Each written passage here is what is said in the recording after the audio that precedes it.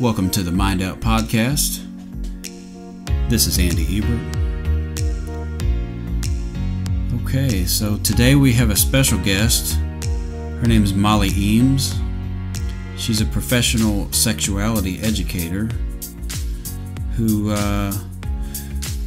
promotes medically accurate sexuality information. She's also a consultant in addition to the education role for wellness. She's a blogger. You can check her blog out on her website, mollyeames.com. And she's also on Instagram at e.mollyp. She believes that sex is going to change the world. It's a pretty big statement, but we'll get into that in the program. So please welcome Molly, show her some love. Check out her website. It's full of good information, both for teens and adults, families, LGBTQ, you name it. She does it. We appreciate her being here. So if you would give it up for Molly Eames.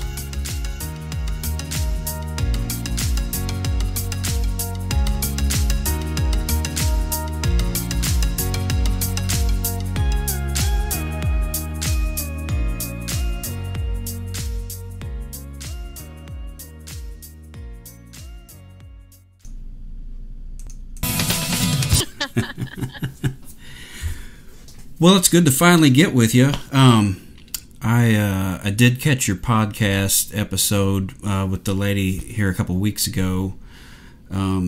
She had a sexual health podcast that she was promoting, and it sounded great. One thing that caught my attention was that you said you expect that sex will change the world. So we can get to that in a minute. I was gonna let you know I appreciate you being on, and wanted to allow you the chance to be able to plug anything you want to leading up to this. I did talk about your website and your blog, and it sounds like you've been keeping pretty busy with all that, huh?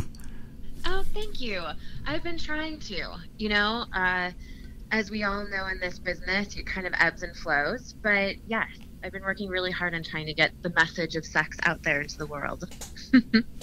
So you've been doing this for a little while now.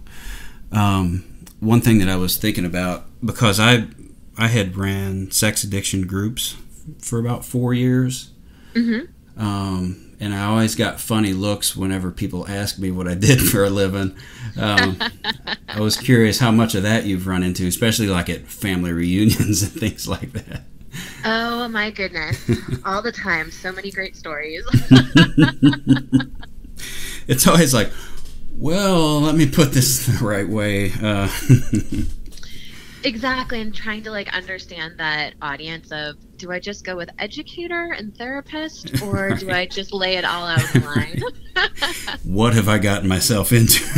It's what the person's thinking, But it's great. There's not enough people out there that will talk about it, and I know a lot of therapists are unprepared as well, and I noticed this in particular whenever I was going through my training back in grad school, was people just kind of skirted away from the issue. Oh my gosh, completely. We only had one sexuality class offered, and it wasn't even required. Yeah, isn't it? I mean, that's crazy to think that, over 100 years ago, Freud, he writes like a 24-volume set based all off of sex, pretty much, or exactly. or the repression thereof, and even civilization and its discontents. I think he talked about, that civilization itself was even built on the deflection of sexual energy, so to have just one course that's not even required, it speaks a lot. And I think I don't know. I know a lot of it's probably got to do with religion, or it's got to do inexperience. I don't know. Maybe you could kind of tell some of the hang-ups that even universities have. Yeah, for sure. It's all complicated in the reality, because when we talk about, sex and sexuality, it is a biopsychosocial model. There's all of the parts of religion and cultural context that influence the messages that we receive. So it has to be filtered through all of those lenses. Right. And I think even today, some of the abstinence-only programs that are going in the schools, I mean, I'm not a sex educator by any means, but I know that I've heard, at least in the community of sex educators, that it's maybe even harmful for kids to be learning about sex education with a, brick wall about you can't go in this area. Absolutely. Oh, I have very strong feelings about that. I'm very happy to talk about my Tell me some of those, yeah. Because I think a big part of it is, parenthood. You don't want to think about your kids engaging in anything that maybe we did when we were that age. So, but to have the school to be able to talk about that stuff, I think, parents are uncomfortable and won't talk about it with their kids. If they do, it's really quick and straight to the point. And two, they don't want somebody else talking to their kids about it. So there's not much room there. Yeah, or parents feel so uncomfortable that they are hoping somebody at the school is going to be talking about it, and not necessarily understanding perhaps what the school is really doing or the points that they're really hitting, which I think is hugely problematic. But, I mean, this is a great first step of understanding, like, when I talk to parents, I often ask them, okay, so let's think back. How did you learn about sexuality? And it's so easy as parents to be in this state and to remember what it was like 20, 30, and whatever many years ago to be an adolescent again. Yeah. And adolescence is this crazy, beautiful, awful time in our lives. Right. Right. We're experiencing all of these magical firsts, and emotional and physical, and some of it's good and some of it's bad, and trying to get parents to think back to being that age, and like, what did you want to know? What do you wish you had known? Because I wish that those are the questions parents thought about when they sit down to talk to their kids, because talking about sexuality should really be the easiest thing in the world to do. Yeah. I mean, right. I mean, there's so many taboos nowadays, and I think some parents are afraid to expose their kids too early. But then I have a friend who's a therapist who adopted a couple of girls who were abused when they were young. And she's like, we talk about sex all the time at home, and these are girls that are elementary age. And she's like, I want to normalize it. I don't want it to be something that they have to compartmentalize as something that's terrible, because they were hurt. And so she's one that's very open with, we talk about penises and we talk about, pussies and whatever else. And, and the girls will talk about it, and it's just more like, it's not this scary thing that they're afraid to talk about. Exactly. Because with our parents, we need to talk about scary things in order to take the sting out of it, For sure. You actually mentioned two things that I love. The first thing is that, actually research indicates that kids want to talk about sex with their parents. For that exact reason, parents, more often than not, are really safe. They're a safe space, or should be a safe space, for kids to learn some information and be able to talk about it and not feel judged. Sometimes it's easier to say something to mom and dad than your volleyball coach. Sure, right? Sure. And how much does this volleyball coach really know about sexuality and sexual health education? So kids definitely do want to talk to their parents. And talking about sex and sexuality is not just talking about penetration. I think parents get caught up on the sex and forget the uality aspect of it. Right. And really, what we're trying to do is we're trying to give our kids tools, tools that they can use to navigate and have a healthy sex life and sexuality. And so we're talking about, communication skills. how can we, how do we say no? How do we ask our partner for what we want? Giving this skill set to kids, giving anatomically correct names. It's a vagina and a penis, and there's nothing wrong with that, because we each have one, and what's the big deal? Let's normalize that, so that later in life, God forbid something should happen to them and they experience some sort of sexual trauma, but they know how to talk about it in a really shame-free way. Mm-hmm. Those are good tools that we need to be sharing. It's not just talking about sex, to our 4-year-old. Right.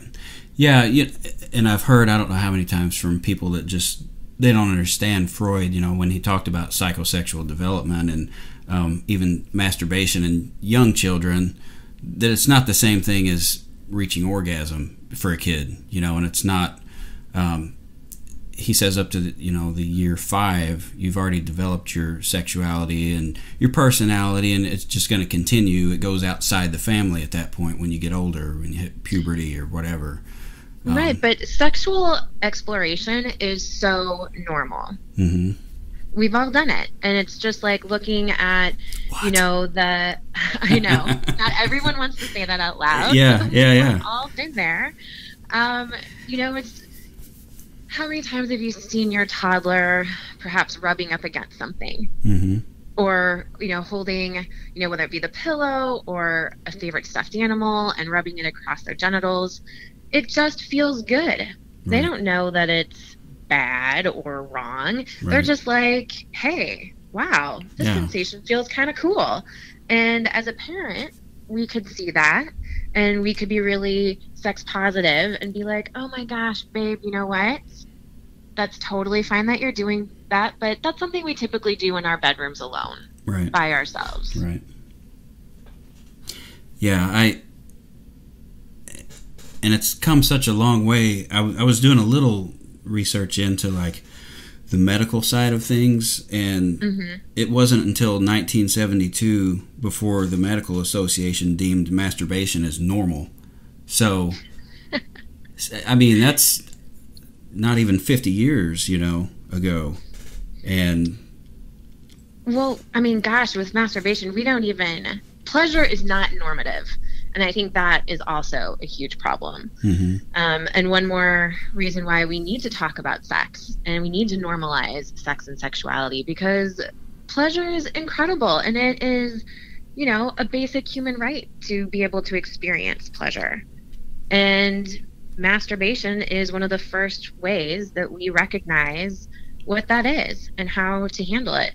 And masturbation is something that I recommend and support all of my clients in doing regularly, because how else are you going to feel sexually satisfied in a relationship and be able to tell your partner or ask your partner for what you want if you don't even know what you like and what you want? Right. I see that a lot with couples that I work with, that when they get in the bedroom, it's zip your lip and, just take a guess at what the other person wants. That there's not a communication, about desire and, and the place that desire has.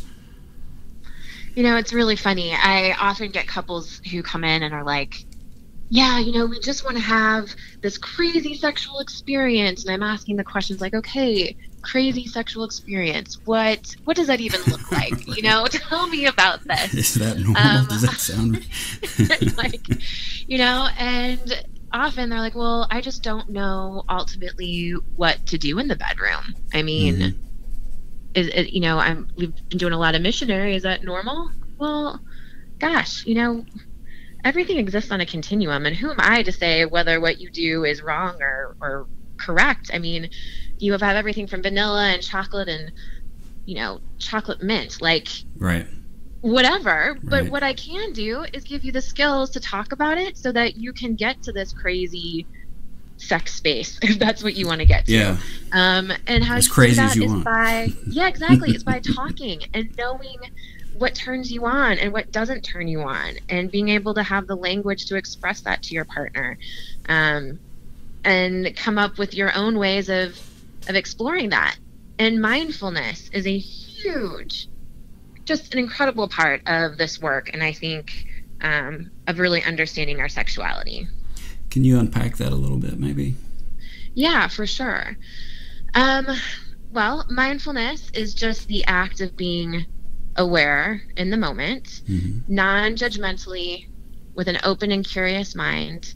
Talked a lot about with John Kabat-Zinn, who, it's a Buddhist concept, but he really talked about it in terms of pain, like chronic pain management. Okay. Yeah. And what we find he is was that a MIT biologist or something, wasn't he? Yeah, he was, I think, going to be an engineer before he kind of fell into this mindfulness training. And he created mindfulness stress reduction, essentially, and it's an 8 to 12 week course.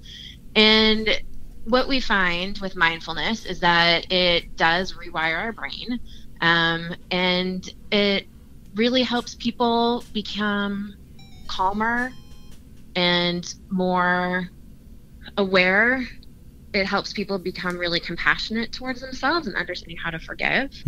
And the reason why this is really powerful in terms of sexuality and our sex life is that mindfulness helps kill the noise in our brain and that's running around in our mind, because the brain is our largest sex organ. And so when there's a lot of, when we're thinking about our to-do lists and, wow, did I pick up the dry cleaning, and oh my gosh, did Sally get picked up from soccer practice? We have a lot of noise. Right. And mindfulness helps reduce that noise so that we can stay focused in the moment and are able to receive pleasure.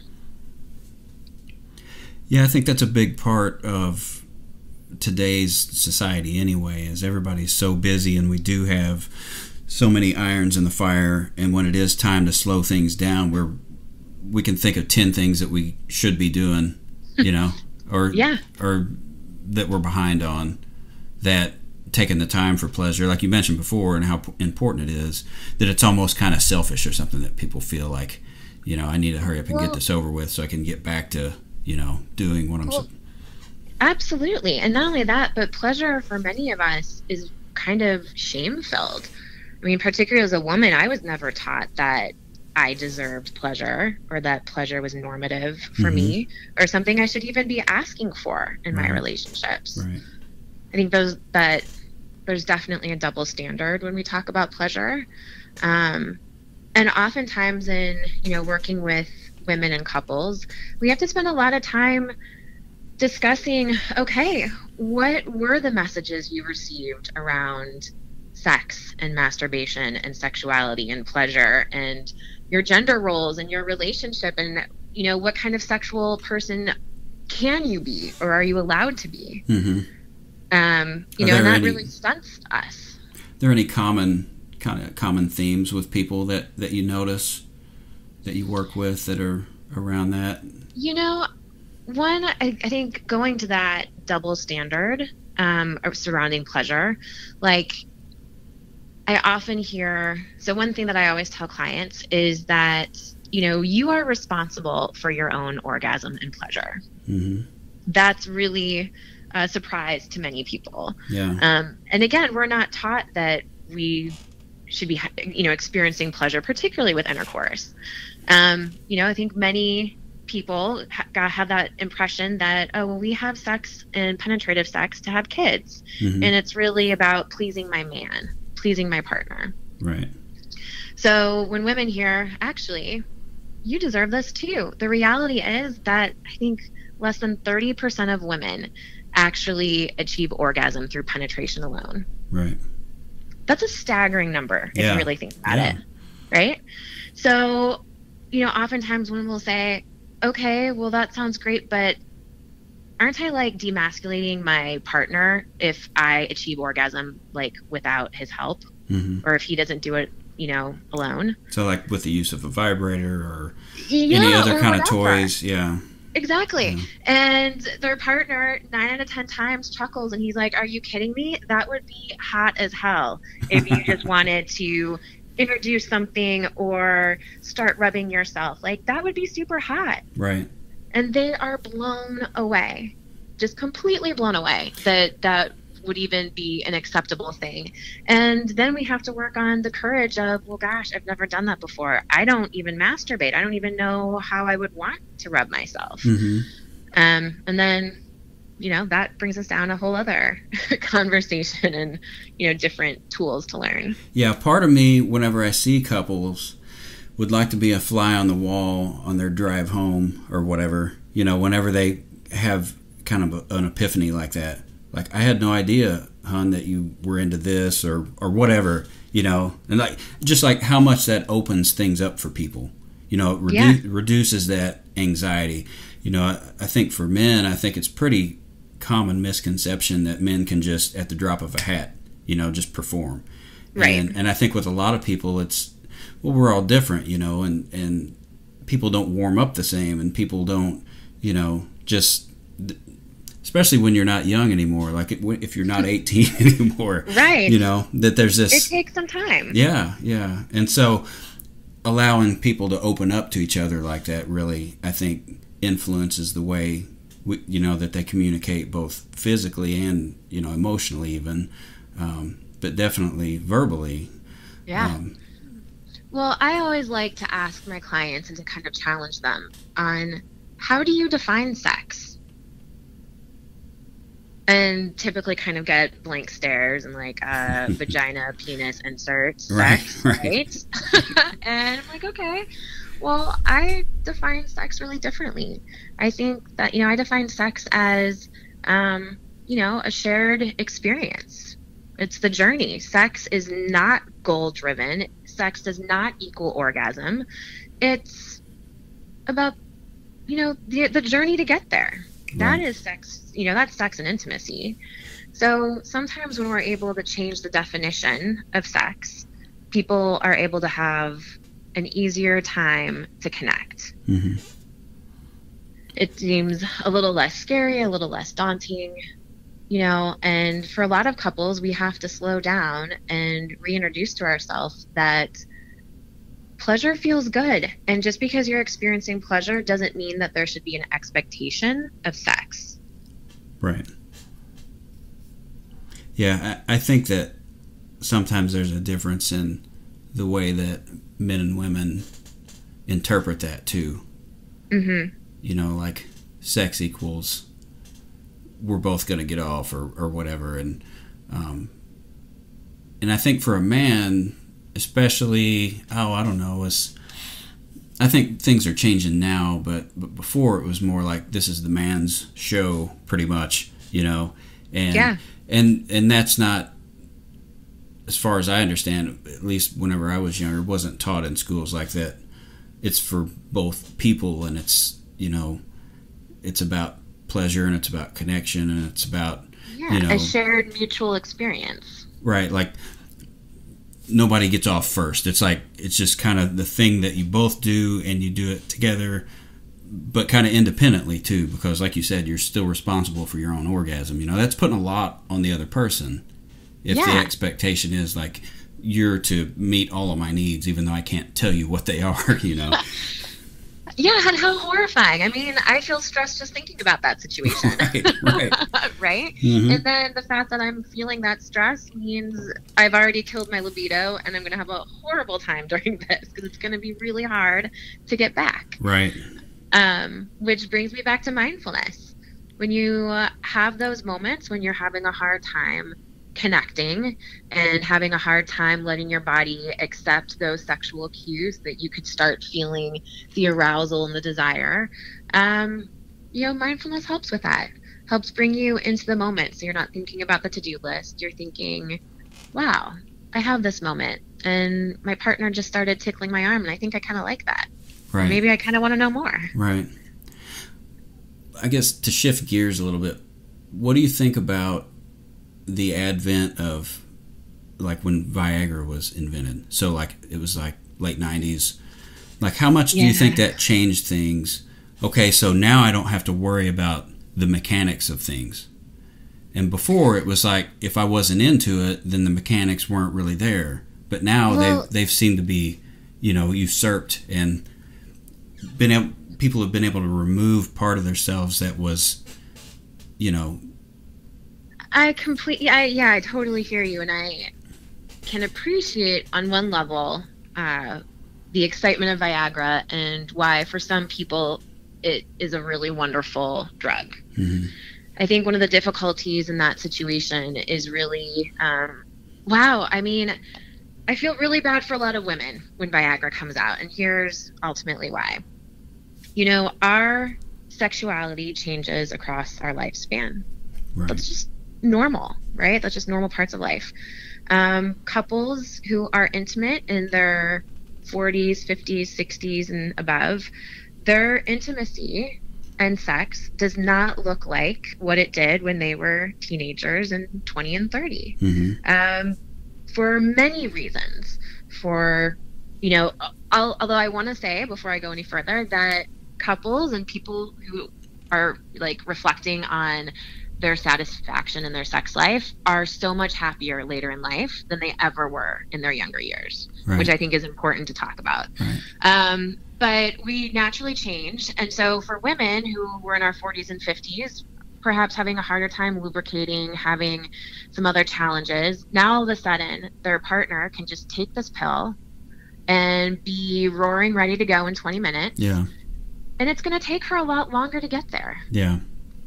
Yeah, I think that's where some of that anxiety and, like the performance pressure on the woman comes up then.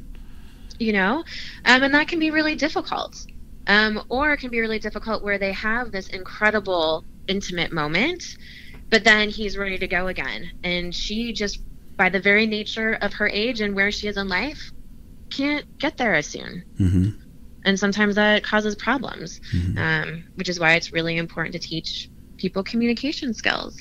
Right. It comes back to that. Yeah. Yeah. And I know that there's a new drug that just came out, Addyvi, ADDYVI, I believe. Mm-hmm. And it's kind of, they're calling it the female Viagra, to kind of help with increasing sexual desire in women.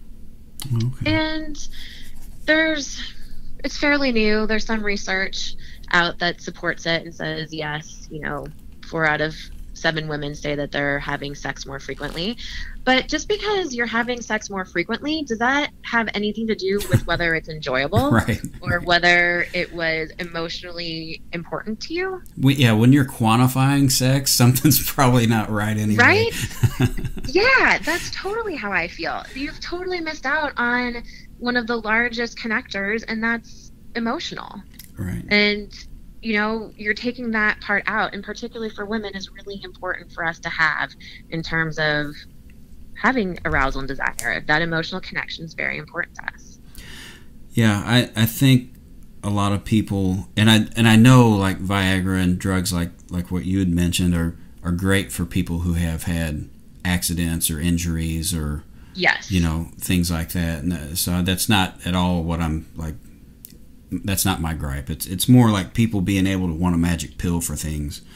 Even like right now with antidepressants, I looked at some numbers recently, and it was something like 1 in 6 people were taking antidepressants. And it's not so much that it's not for people where it's not an organic issue. It's people who are afraid to deal with things in the right way, And yes. I think this is exactly the same type of situation with the communication and the lack of education and understanding of your partner and so on and so on.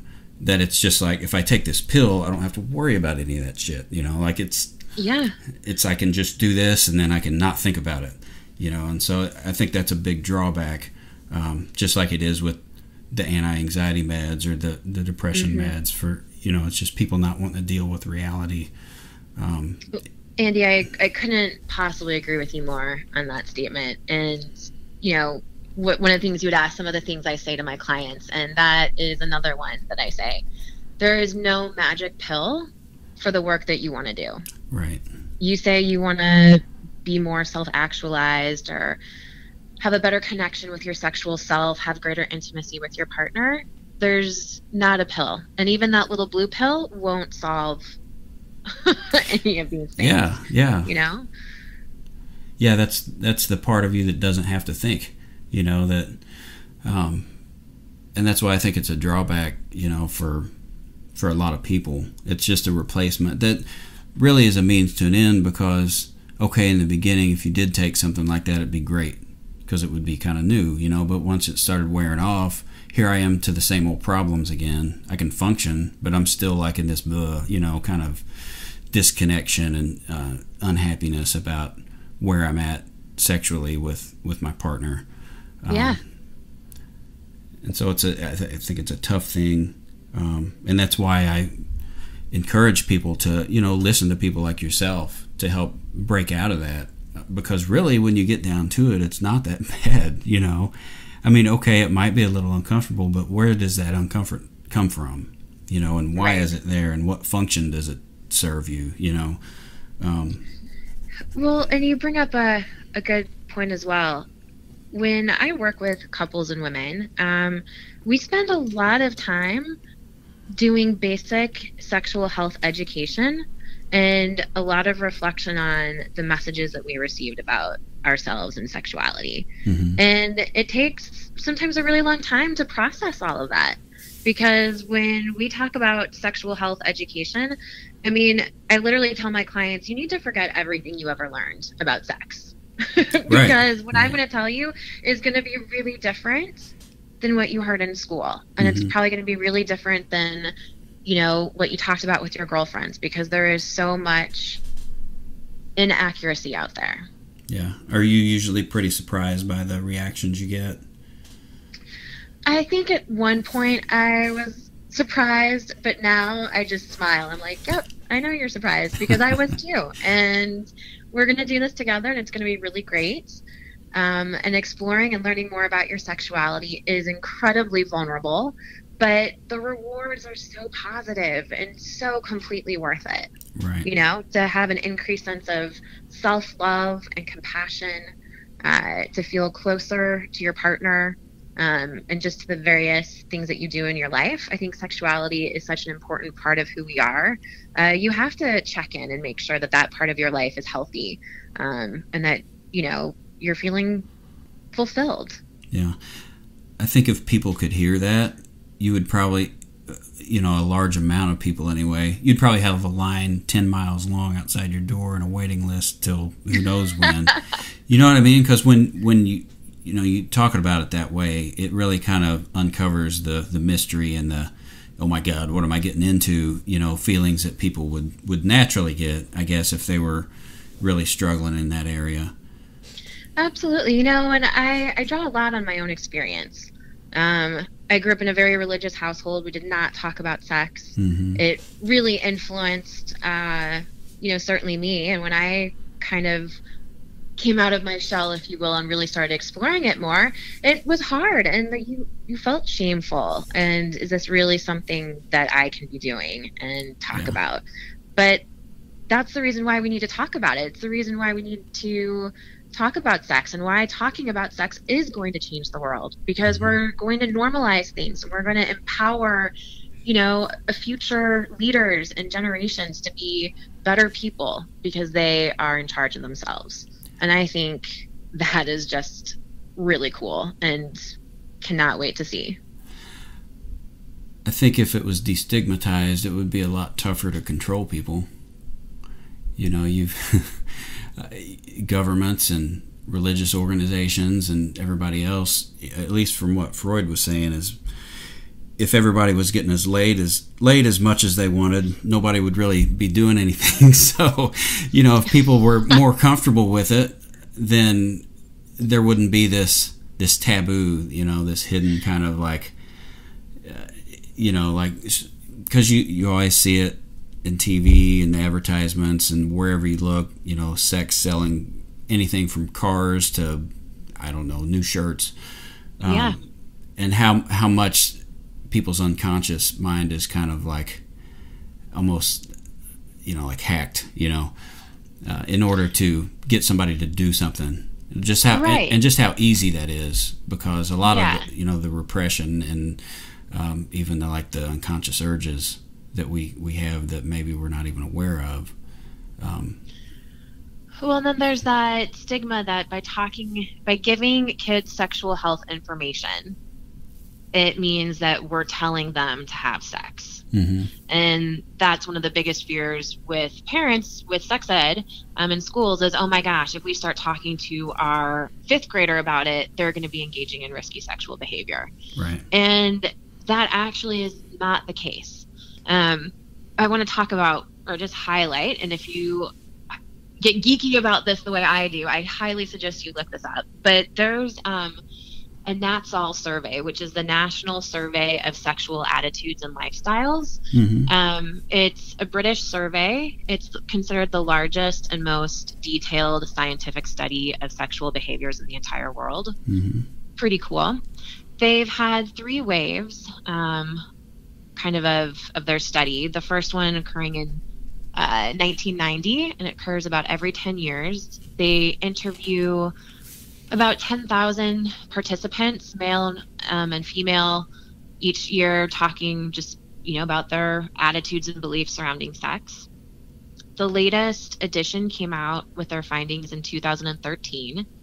And what I think is really interesting about this is that it was reported, and this is after talking to 10,000 participants, those who received a comprehensive sex ed from their school by a trained sexual health practitioner, they found that those kids were older, waited until probably college to early 20s to experience their first sexual experience. So they're waiting to have sex. Yeah. They're less likely to engage in risky sexual behaviors. They have fewer instances of STIs and HIV. Right. They're less likely to be a victim of sexual assault. And almost an overwhelming significant percentage say that when they think back to sex later in life, they're not really distressed about it. They have really healthy, satisfying, and fulfilling sex lives as adults. Mm-hmm.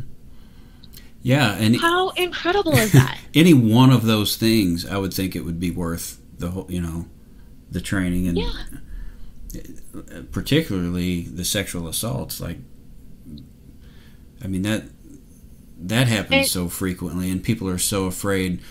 I don't know how many people that I've talked to have had experiences like that, but were afraid to say anything to anybody, because still it's like taboo, and they're in fear that if they bring it up, they're going to be blamed for it, or, yes, they're going to be shamed just because it's something we don't talk about.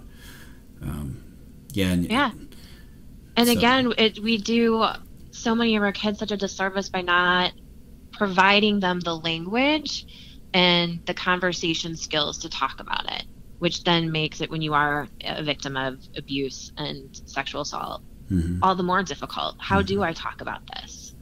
I'm already feeling shame just saying the word sexual assault. Right. But it's pretty staggering. I mean, I read a bunch about this study in my Michigan program, and it was kind of life-changing, in all honesty. Looking at these stats, you're like, well, gosh, why aren't we doing more for sex education? Why are we not talking about it? We are so similar to Britain and their population. What are these major differences? How come the U.S. has, 1 out of 4 women are going to be sexually assaulted in their lifetime. I think the statistic is 1 out of 5 boys. That's not crazy. Acceptable. Yeah. Anybody with kids that just heard that, it probably just cringed a little bit, because, I've got a teenage daughter, I've got a son, and that's something you never want to have to confront. Not at all. It's terrifying. I am a step parent to 3 kids. I have 2 teenage daughters. Well, my oldest actually just turned 20, so she's probably like, I am not a teenager. But, I have a 20-year-old and a 15-year-old daughter and a 16-year-old stepson, and I get it. And it's hard. But you have to have those conversations with them.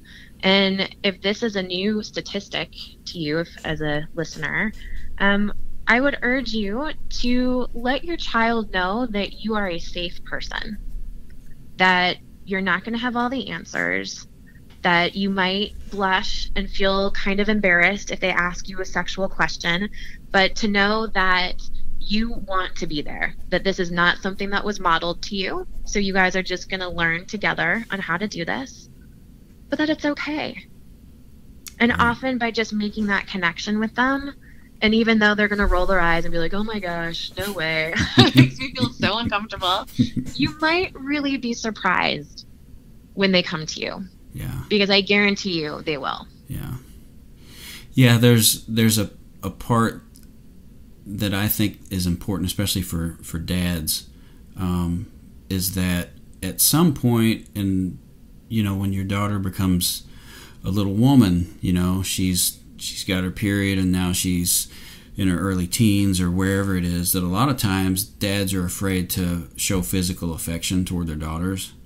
Right. And I don't know how many times I've talked to these daughters and they felt like that because they changed, they thought their dad didn't want to have as much to do with them. But the dad was just so uncomfortable in seeing his daughter develop. And a lot of times they don't know that they had been standoffish or that they weren't hugging as much or showing as much physical affection. And a lot of times those kids, they're going to get it from somewhere too. And I think that that's a big part of being able to have those conversations with your kids, is letting them know that you're still with them, that you're still connected, even though they're going through changes or they're experiencing these weird, hormonal feelings that they're having. Well, in my mind, this is a great opportunity to do two things. One is, first of all, never stop hugging your kid, no matter how old, whether they're 5, 15, or 25. Continue to give your kids hugs. You're modeling appropriate contact and behavior, which is pretty cool, if you think about it. And one of the reasons why, especially that father-daughter thing, continue to give them a hug.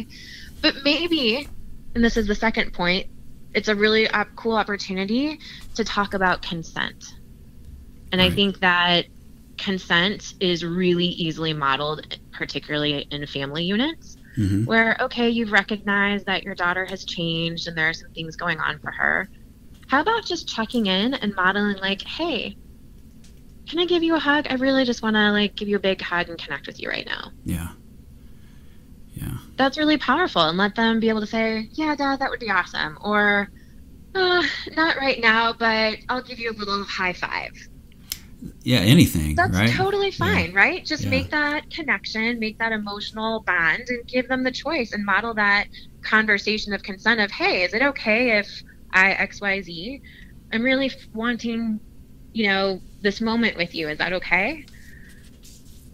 That's really powerful. And you're modeling appropriate behavior and great language for your child.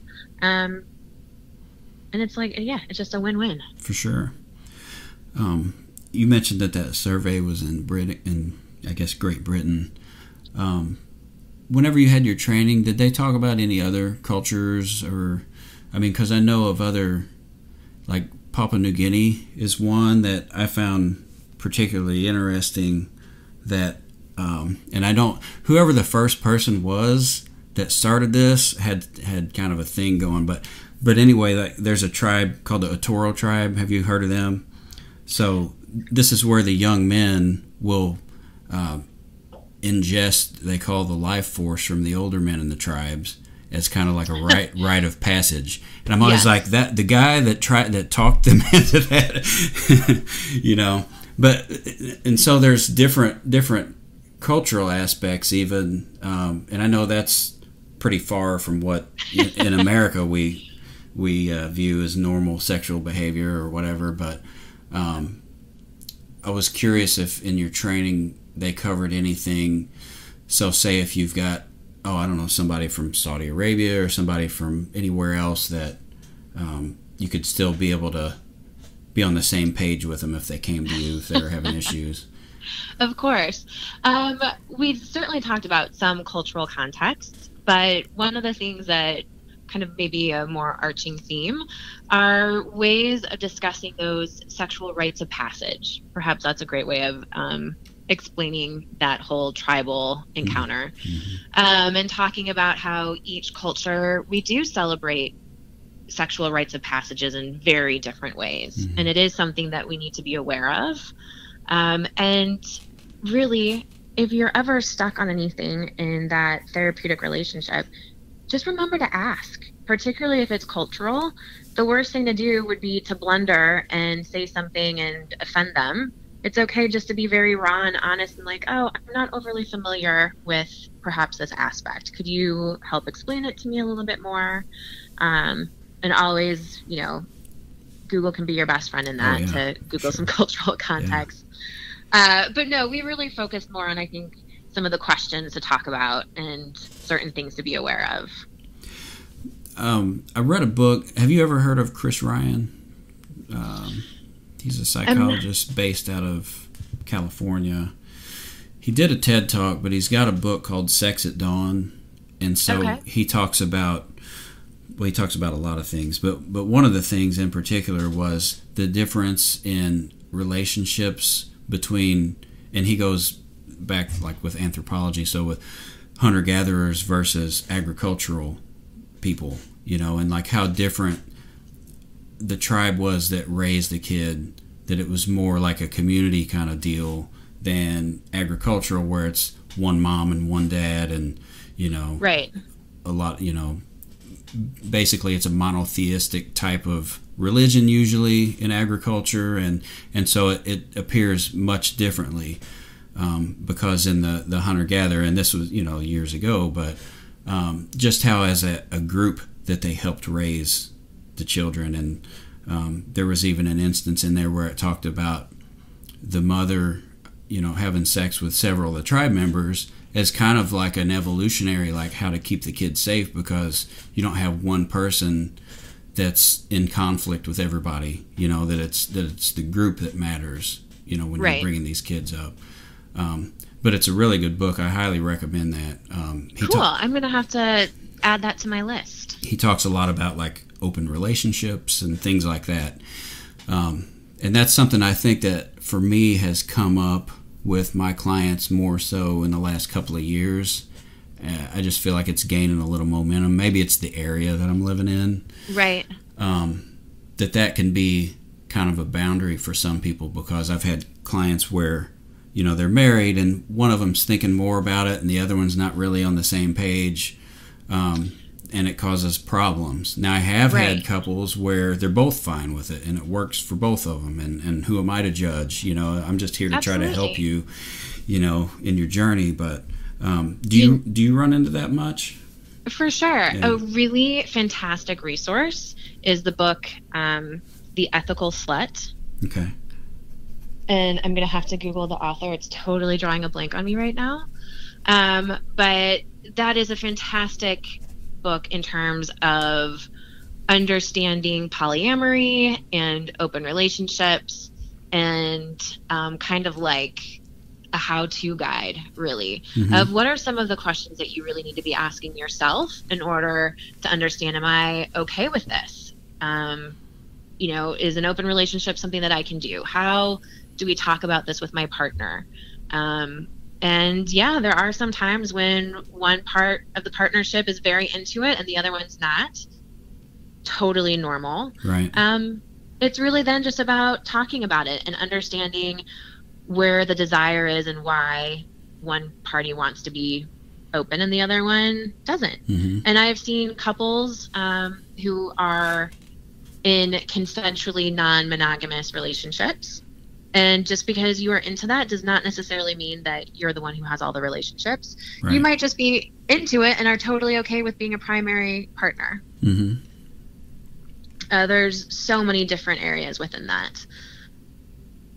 Polyamory is really very interesting when you start looking at it. And frankly, the individuals who are part of polyamory, and I'm going to slide in BDSM with that, not because they're, you know, inclusive at all, but they are typically have higher sexual satisfaction, and really, I mean, their consent, and they know how to talk to each other and how to create a scene, and safety is their first priority. And I think that is wonderful in those groups.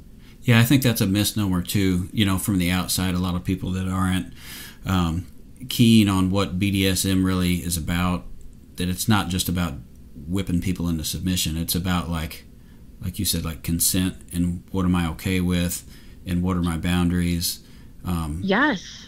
And there's even professional dominatrix out there. I don't know, maybe more so in St. Louis. I doubt it around here, but I know for sure out in California there's plenty. Well, you might be surprised, Andy. They're everywhere. Yeah. But to hire, so maybe they're just not advertising around here. But whenever like 50 Shades of Grey came out, I mean, I think that was, people were like, oh, what is this? And you saw a huge interest in that, and a high uptick in people buying the book and then eventually watching the movie, and then whatever the second and third one. I have such a love-hate relationship with that, but yeah. I hear what you're saying. Yeah. I think they really missed out on that consent part, I feel, in the book and in the movie. They just don't talk enough about how literally everything in a scene is planned out and thought about and has been agreed upon. Right. And I always said, like, if the movie took place in a trailer park, they probably would have never sold any of it. It's a rich guy, some millionaire or billionaire or whatever. And but yeah, well, I think that brings us back into that fantasy part of it. It really does, and some of it again is just like taboo and an interest about like, ooh, this is something new, or this is something I'm not supposed to be doing, and there's excitement in that, and I think people are looking for that excitement. It doesn't have to be in BDSM or anything else, but no. And you know what? If you like your hair tugged and pulled, good for you. Mm-hmm. I think that's awesome. Right. It doesn't have to be done in such a dramatic way. It can be done in just a short little tug. It doesn't matter. And if that's your thing, right on. Good for you for being mindful enough to know that sensation feels good. For sure. Yeah.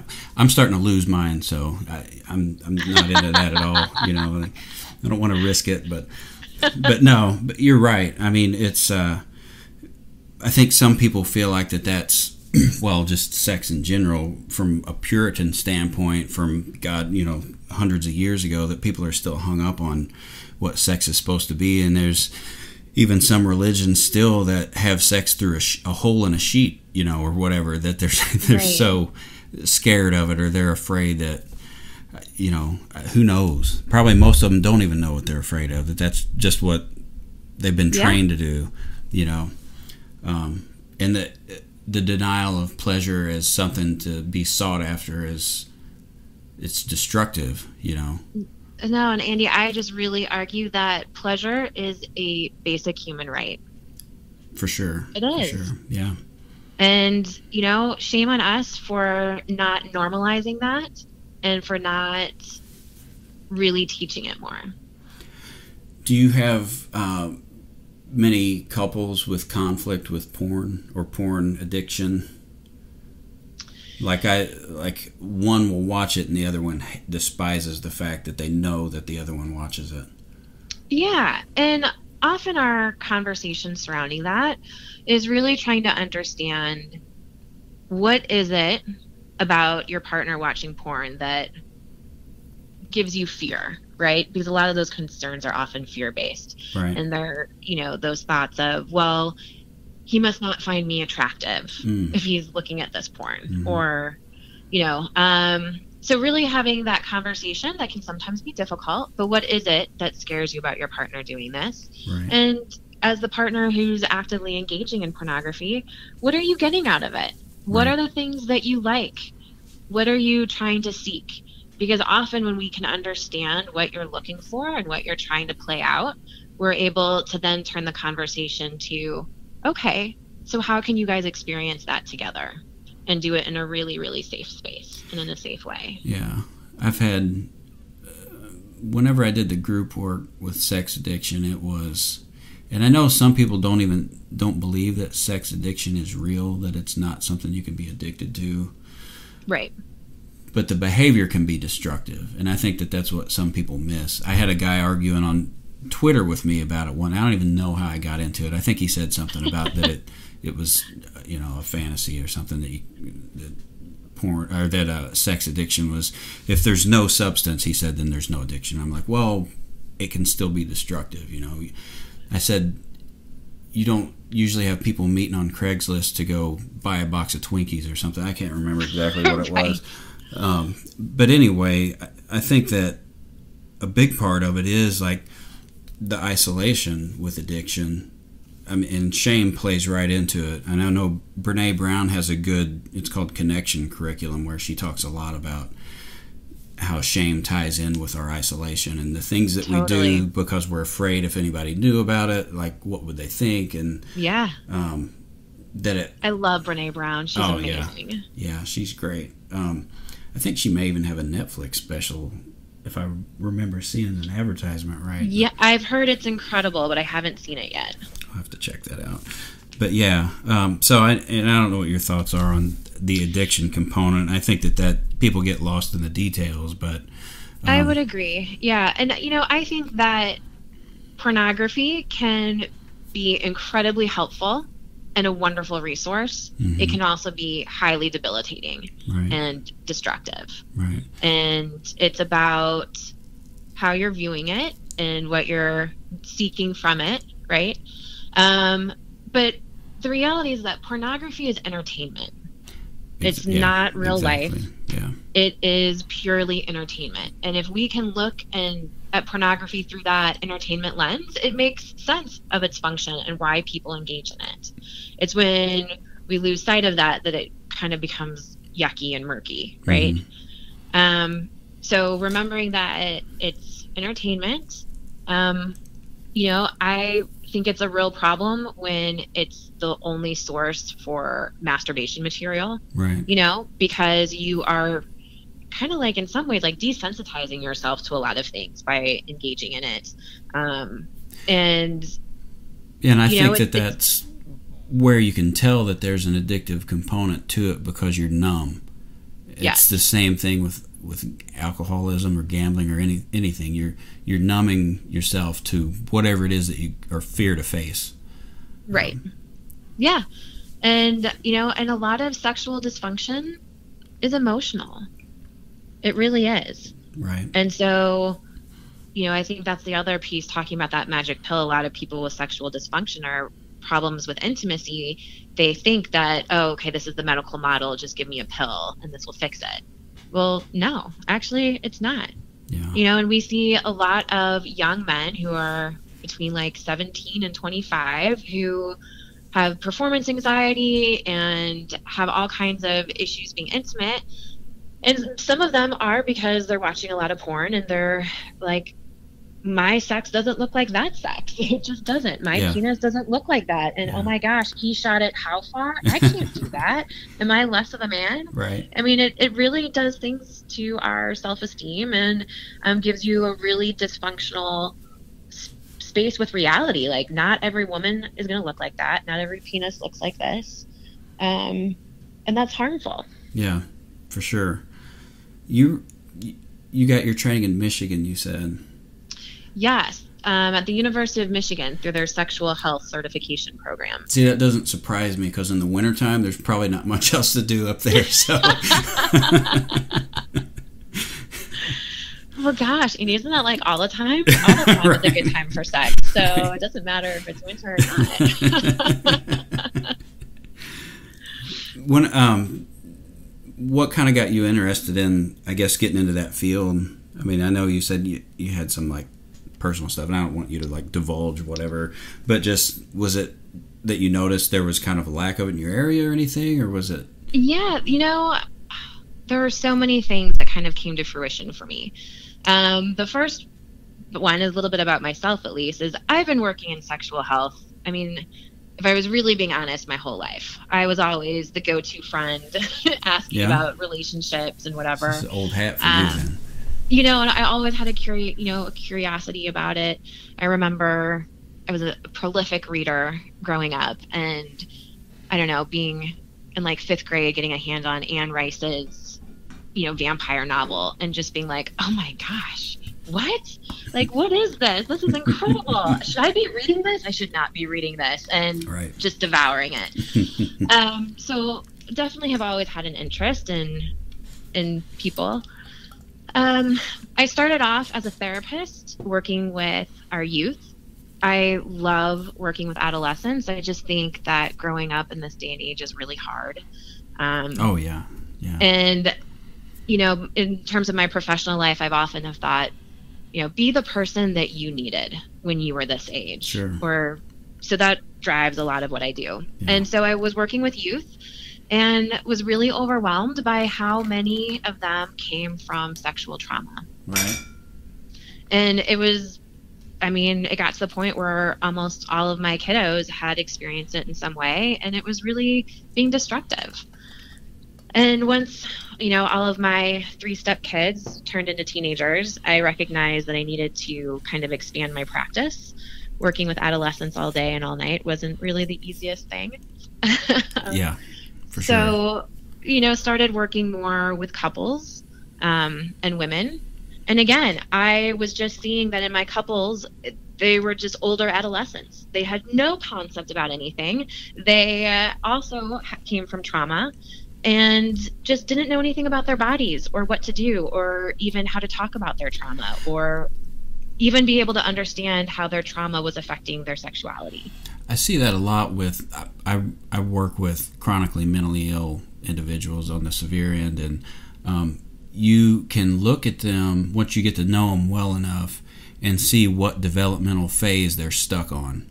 Mm-hmm. And I think, you know, what you're talking about sounds really familiar about, you know, sexual development, that people are still kind of in that teenage years, even though they're 30 years old or whatever, that they're still dealing with the same thing that they, you know, took issue with or stopped learning at that point, or gave up. Yeah. And it's really, it's really powerful to experience that with them. And, you know, kind of in the midst of all of this, I knew that I was wanting more information about sex therapy and sexual health and how could I be better for my clients. Mm-hmm. And which brought me to go to the University of Michigan. And kind of like throughout all of this, I had my first memory of my own trauma as a kid. Right. And it was really devastating. Yeah. And so I am doing all of this sexual therapy work and education and going through my own therapy with my trauma. And it really gave me a different perspective on what I think my role is and how to help people. Because I always considered myself a really healthy sexual person. Definitely had some poor experiences, but always chucked it up to, well, gosh, haven't we all? Yeah. And when I found this out, I just lost all sense of who I was. I felt really shamed and embarrassed and, lost all intimacy with my partner for a while, just trying to figure out myself. And so a lot of the work that I do now, I work with couples and people who, I get it. I know what it's like to not know what you're doing and to really have to learn to re-love yourself and to feel sexually empowered. And a lot of that I got personally through education and having to re-educate myself on everything. Yeah. And it's a really scary, vulnerable experience. And it's something that I work on all the time. And so I love helping other people get to this space of sexual empowerment and knowing that you're not defined by your past. You're not defined by your trauma just because that happened to you. And we all have big and small T's, right? But it all shapes and influences our sexual self and how we express that. So I think it's really powerful, and I think it's a way of connecting with a lot of people, particularly women, of, hey, I get it, and I know you can do this. Right. These are the steps, and I know that it works because this is what has helped me. Yeah. And it's true. Yeah, and what better way, than to use our past as something to, project us into the future and help other people going through the same or similar circumstances. That's very courageous for a lot of people who do that. I know a lot of social workers, a lot of therapists that have had their own, problems in the past and overcame them and are just wanting to share that with the world, and I think that that's something that you're not going to get if you're just going into school because you like the idea of being able to do therapy with somebody.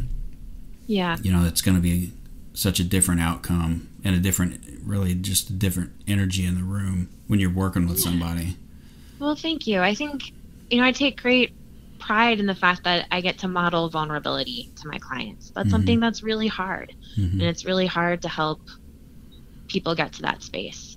And I'm not here just, sharing my story with everybody, but it is an important part of who I am. And it certainly drives my work. And when I'm able to connect and share, hey, I get why you might be feeling this way. Yeah. But. Right. What do you do for fun? Oh my goodness. Music. Music is my self-care and my release. Yeah. And I just love it. Now, I did see some pictures you had a while back about it. You were doing a Spartan run or something like that, right? Yes, that's my other huge self-care. My husband and I started doing these Spartan races a couple years ago, I guess 2 years ago. And I never in a million years thought I would like it, but there is something about getting out in nature and doing ridiculous things and proving to yourself that you've got this, right? That I totally love. I participated in one back in June and broke my ankle. It was devastating also. So I've been on the mend all summer. Ouch. Yeah, so looking forward to getting back to it. How far through the race were you? Were you close to the end or no? No, this is the worst part about it. It was a 13-mile race, and it happened literally a half mile into the chorus. I didn't even make it to the first obstacle before I went down. Andy, if I had talked to you a few weeks ago, that laughter would not have been appreciated. But now I'm in such a better space. It would have been so much worse if you were like the last leg of the no pun intended, last leg of the race and hurt yourself. At least you weren't exhausted and you broke your ankle. So yeah, no, I was just a half mile in. The mud did me so wrong, and it happened so fast. Well, we can't be good at everything, I guess, right? Right, it's all right. I'm determined to come back even better and more strong, and it's gonna be awesome. Right. Oh man. Yeah. You said this has been so delightful. Yeah, it's been really good. I appreciate you being on the podcast. I'd been thinking about people that I wanted to try to get on, and we've been kind of loosely connected since we had the EFT training, right? Just over Facebook or whatever, and I know some interesting people, and so I definitely wanted to have you on. Just one for like your profession and just how needed it is for people to understand and be able to hear about this stuff. But two, like you were just like, I don't know, when we had that training, you were just had this energy about you. It was just really cool. You. So yeah. Are you going to be appearing on any more shows? I know you did that podcast episode a few weeks back or however long it was. Yes.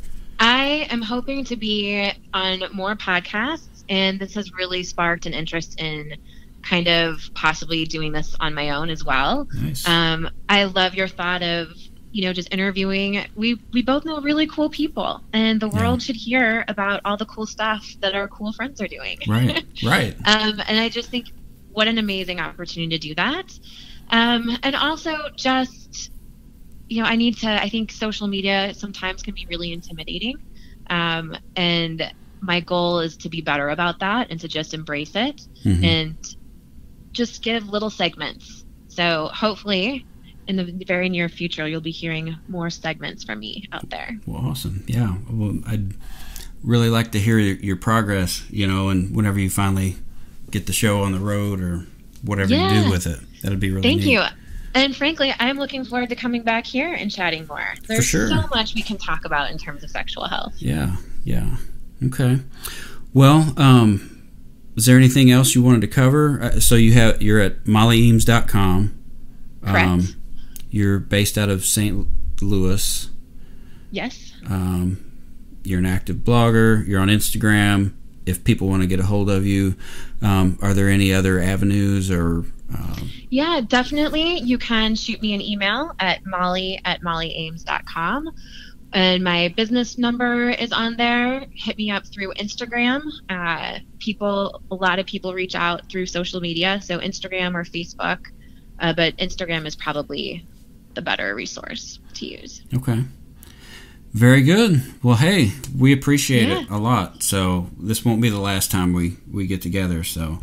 I'm so excited. Yeah. And thank you so much for thinking of me and for having me on. This has been truly wonderful. Oh, absolutely. All right, everybody, that's it. So that was Molly Eames. Again, we thank you for coming on the show. And until next time, I guess. So, all right, everybody, that was Molly Eames. Thanks for tuning in. As always, I appreciate you being out there. I'm going to get this out as soon as I can. I'll upload it to YouTube, but then also whatever podcast app you have been using that you've caught me on, it's going to be there soon. So thanks for listening. Have a great week, and I will catch you next time.